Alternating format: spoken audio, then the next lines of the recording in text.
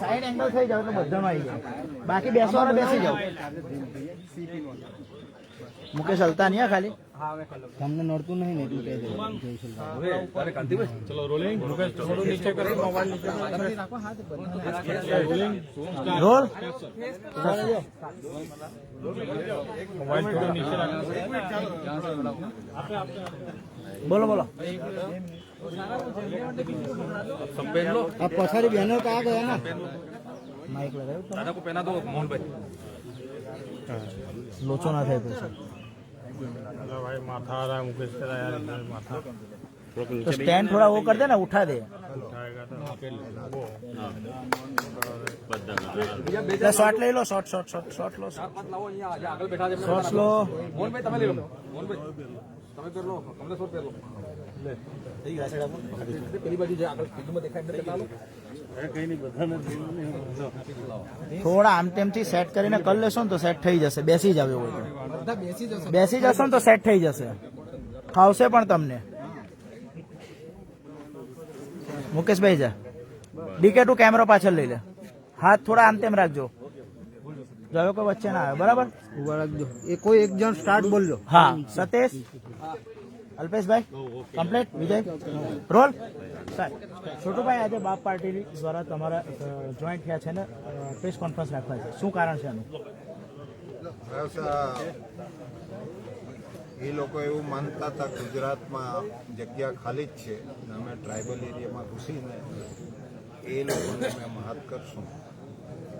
એટલા માટે અમે આ જે આપ પાર્ટી છે, ભારત આદિવાસી પાર્ટી દ્વારા અમે એ લોકોને બતાવવા માગીએ છીએ, અમારી હાજરી પણ અહીંયા આગળ અમે છીએ એવું અમે એમને અહેસાસ કરાવવા માટે આજે આ વસ્તુ બની છે.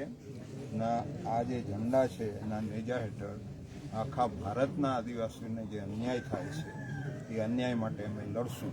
ચૂંટણી હોય કે પછી આમ જે બધા ઇસ્યુ હોય અમારા માટે અમે તૈયાર છીએ લડવા માટે. એટલા માટેની આ કોન્ફરન્સ છે અને આ વાત છે.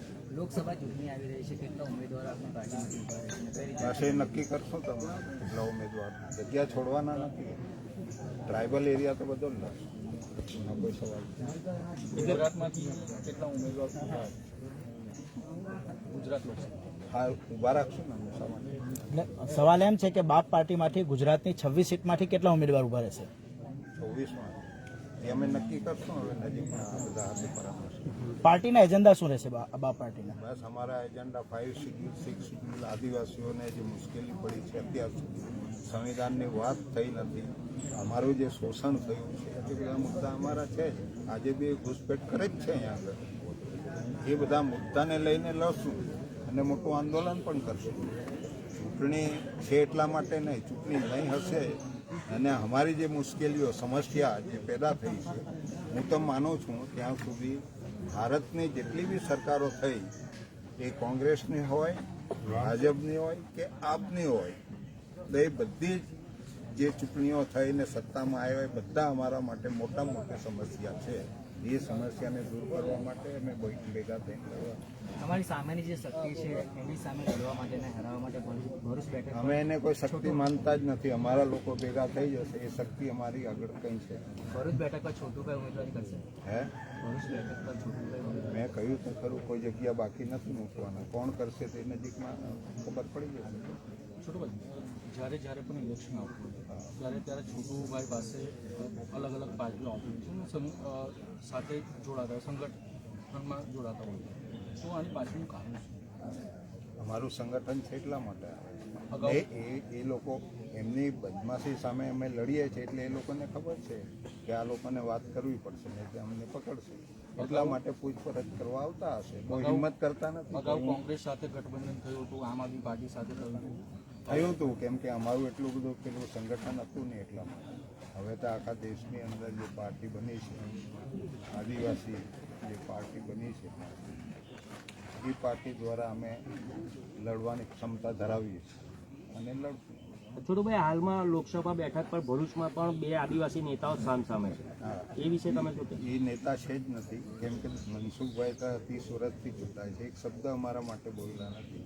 આટલું બધું સ્ટેચ્યુ ઓફ યુનિટી બનાવી ત્યાં ગામડા ખતમ કરી નાખ્યા છે, તો એવા માણસને કેવી રીતના વોટ આપશું અમે? શા માટે આપવા દઈશું? જાગૃત કરીને અમે આપવા નહીં દઈએ. એવા માણસો એવા જે એને લીડર માનતો નથી, એ લોકો ગધેડાની ભૂમિકામાં છે, એટલા માટે થાય છે. અમારી પ્રજા જે આવી રીતના પીસાય છે, જેના માટે એક શબ્દ નહીં બોલે, એને અમે કેવી રીતના ઉમેદવાર માનશું? ડેડ બોડી થયેલા લોકો. છોટુભાઈ, તમે હંમેશા યુવાનોની વાત કરો છો, યુવા આદિવાસીની વાત કરો છો. જો ચેતર વસાવણ છે તે પણ યુવા આદિવાસી છે, તો એમને સમર્થન કેમ નથી? ખેતર વસાવા વેચી ખાતા હોય બીજાને, તો એને કેવી રીતના અમે સપોર્ટ કરવાનો? પાર્ટી તો આદિવાસીઓ તરફથી લડતો હતો, એનો જન્મ તો તેમાં થયો છે.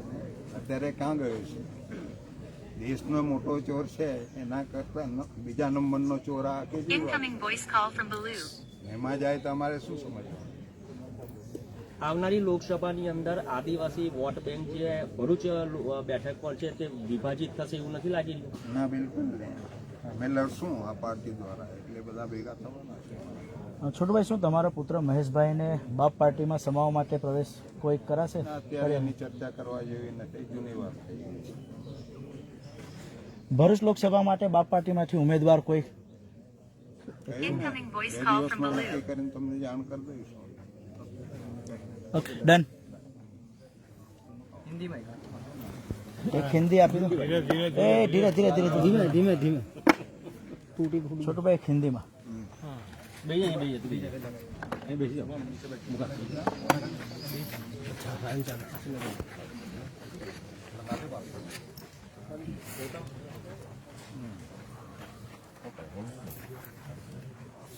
ચલો, બોલજો રોલ. અલ્પેશ વાલા પેલા સેટ કરો દો. ડીકે જો હલતા નહીં અલ્પેશભાઈ, પાછળ કેમેરો છે. રોલિંગ સ્ટાર્ટ ને.